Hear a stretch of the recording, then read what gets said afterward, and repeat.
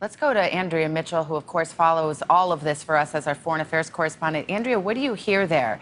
Because we know that this is an administration that, as recently as last week, was saying maybe it's possible for Assad to stay in power. Exactly. And yet it seems the president is signaling a new day with regard to how he wants to treat Assad in Syria.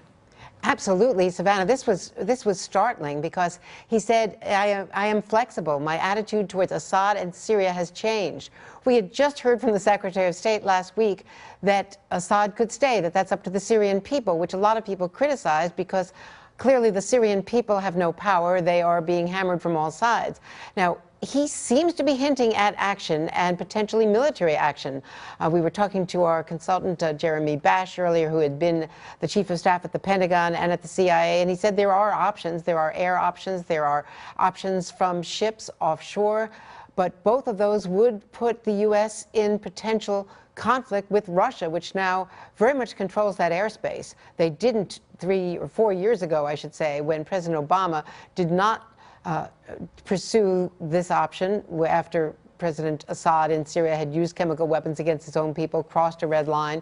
The president balked on that. He blinked. He was widely criticized in many quarters in the Arab world in particular for not taking action in a moment in 2013. But this now seems to be a turning point for President Trump. And as you mentioned, Andrea, it seemed that he was dropping a big hint that perhaps some kind of military action or some kind of escalation was on the table. Let's go to Richard Engel, who's in London for us and knows this region extremely well. When you're talking about these military options, and Andrea just mentioned a couple of them, and what is really available if you're not going to send a huge mass of ground forces into Syria, which nobody ever wants to admit is on the table? So, I mean, what can you really do about it? Well, if you remember, in 2013, we were at exactly this pace. There had been a massive chemical weapon attack that was also blamed on the Assad regime, over 1,000 people killed at the time, and President Obama was threatening military action. And I remember I was on the border of Syria waiting for that military action to begin, and we thought perhaps it could be the start of the end of the Assad regime.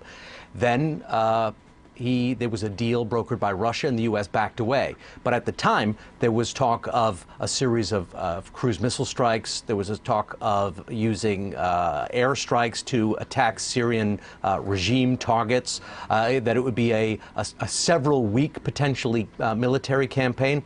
But I'm not sure, however, that is what President Trump was saying right now. I think he was saying that he's had a shift in his opinion on President Assad.